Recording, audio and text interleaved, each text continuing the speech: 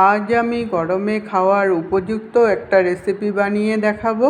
নমস্কার বন্ধুরা, আমি সীমা আবারও একটা নতুন রেসিপির সাথে আপনাদের আমার চ্যানেলে স্বাগত জানাচ্ছি। আসামের খুবই জনপ্রিয় একটা রেসিপি বরটেঙা। বর মানে বড়া, ডালের বড়া দিয়ে টক বানাবো। টেঙা মানে টক। অ্যাসামিজরা বড়াকে বর বলে আর টেঙাকে টক বলে, তাই এটার নাম বরটেঙা বলে ওরা। এই বরটেঙা কিন্তু আসামে প্রত্যেকের বাড়িতেই এই গরমকালে কিন্তু একটা আইটেম হিসাবে রোজই থাকে। বরটেঙাটা বানানোর জন্য এক বাটি ছোলার ডালকে আমি 3-4 ঘন্টা আগে ভিজিয়ে রেখেছিলাম। ডালটা কিন্তু ভালো করে ভিজতে হবে, তাহলেই এটার পেস্টটা সুন্দর করে হবে। ডালটা এখন মিক্সিতে আমি পেস্ট করে নেব। আপনারা ইচ্ছা করলে শিলনোড়াতেও বেটে নিতে পারেন, কিন্তু বাটাটা স্মুথ হতে হবে, তাহলেই বড়াগুলো খুব ভালো হবে। সামান্য পরিমাণে জল দিয়ে একটা স্মুথ পেস্ট করে নেব। জলটা কিন্তু বেশি দেবেন না, তাহলে পেস্টটা কিন্তু ভালো হবে না।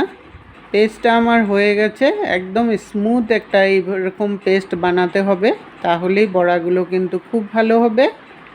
একটা বাটির মধ্যে নিয়ে নিলাম। এখন এটার মধ্যে স্বাদ অনুসারে নুন দিয়ে দিলাম আর সামান্য পরিমাণে হলদি পাউডার দিয়ে দিলাম।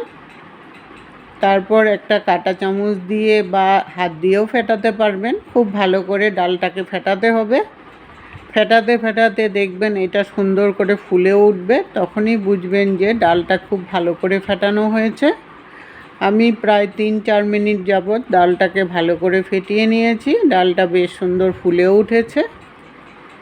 এখন কড়াই বসিয়ে বেশ কিছুটা পরিমাণে রিফাইন্ড অয়েল দিয়ে দিলাম। আপনারা ইচ্ছা করলে সরষের তেলেও বানাতে পারবেন রেসিপিটা। তেলটা ভালো করে গরম করে নিয়ে ছোট ছোট করে বড়ার আকারে বড়াগুলো ভেজে নেব। এই বড়ার সাইজটা আপনারা আপনাদের খুশি মতো ছোটো বড়ো করে নিতে পারেন, তবে ছোট ছোট করে দিলেই ভালো। এটা কিন্তু অনেকটাই ফুলে উঠে। এক সাইড হওয়ার পর আরেক সাইড উল্টিয়ে দিলাম। একদম মিডিয়াম আঁচে রেখে ভাজবেন, আর বেশি হাই হিটে দিয়ে ভাজবেন না, তাহলে বড়াগুলো ওপরটা পুড়ে যাবে আর ভেতরটা ভালো করে হবে না। এইভাবে 2-3 মিনিট যাবৎ উল্টে পাল্টে হালকা ব্রাউন কালার যতক্ষণ না হয়ে যায় ততক্ষণ পর্যন্ত বড়াগুলো ভেজে নেব। বড়াগুলো যখন লাল লাল হয়ে আসলো, বড়াগুলো নামিয়ে নিলাম। এইভাবে করে বাকি বড়াগুলো সব ভেজে নেব। অল্প অল্প করে সবগুলো বড়া ভেজে নামিয়ে নিলাম। আর যেইটুকুন তেল আছে ওই তেলের মধ্যেই আমি রান্নাটাকে করব। 2 শুকনো লঙ্কা ফোড়নে দিয়ে দিলাম। লঙ্কাটা একটু ভাজা করে নিলাম যতক্ষণ না লঙ্কার ভাজা গন্ধ চলে আসে। তারপর 1/2 টিস্পুন সরষে দিয়ে দিলাম। সরষেটা ভাজা হয়ে যাওয়ার পর একটা টমেটোকে কুচি করে নিয়েছি, টমেটোটা দিয়ে দিলাম। টমেটোটা দিয়ে ভালো করে নেড়ে চেড়ে তারপর স্বাদ অনুসারে নুন দিয়ে দিলাম। নুনটা দিলে টমেটোটা ভালো করে গলেও যাবে আর মিশেও যাবে সুন্দর করে। 2 মিনিটের জন্য একটু ঢাকা দিয়ে দিলাম লো ফ্লেমে, তাহলে টমেটোটা সুন্দর করে গলেও যাবে। 2 মিনিট পরে ঢাকনাটাকে উঠিয়ে নিলাম। টমেটোটা কিন্তু নরমও হয়ে গেছে। এখন একটু খন্তাটা দিয়ে ভালো করে মিশিয়ে নেব। মিশিয়ে নিলে এটার কালারটাও খুব সুন্দর হবে আর টমেটোর টক ভাবটাও বেরোবে। তারপর এটার মধ্যে সামান্য পরিমাণে হলদি পাউডার দিয়ে দিলাম। হলদি পাউডারটা দিয়ে আর একটু সময় ভাজা করে নিলাম যতক্ষণ না হলদির কাঁচা গন্ধটা চলে যায়। তারপর বেশি করে একটু জল দিয়ে দিলাম। জলটা কিন্তু বেশি করে দিতে হবে, কারণ বড়াগুলো পড়বে, বড়াগুলোতে অনেকটাই সোপ করে নেয়, তাই জলটা কিন্তু বেশি করে দিতে হবে। জলটা দিয়ে ভালো করে মিশিয়ে নিয়ে একটা কাঁচা লঙ্কা চিড়ে দিয়ে দিলাম আর 2 শুকনো কুল দিয়ে দিলাম টকের জন্য। আপনারা ইচ্ছা করলে তেঁতুলও দিতে পারেন। আর টমেটোতে তো সেরকম একটা টক হয় না, তাই এক্সট্রা একটু টক দিলে রেসিপিটা খেতে কিন্তু খুব ভালো লাগে। এখন ঝোলটাকে ফুটতে দেব।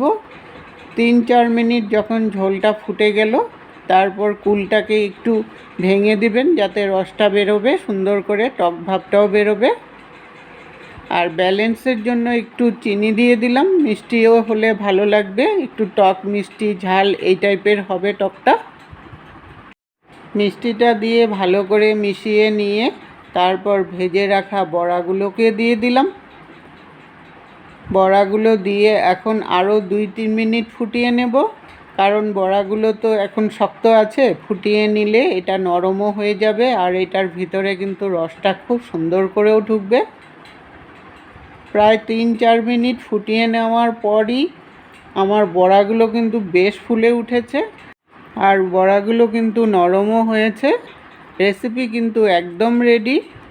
আপনারা নামিয়ে নিয়ে ঠান্ডা করে পরিবেশন করবেন। এই গরম থাকতে থাকতে রেসিপিটা একবার হলেও ট্রাই করে দেখবেন, খুবই ভালো লাগে খেতে। বড়াগুলো দেখুন কতটা সফট হয়েছে, একদম ফুলে রসে ভর্তি হয়ে গেছে, একদম ধরার সাথে সাথেই এটা ভেঙে যায়। এতক্ষণ সঙ্গে থাকার জন্য আপনাদেরকে অসংখ্য ধন্যবাদ বন্ধুরা।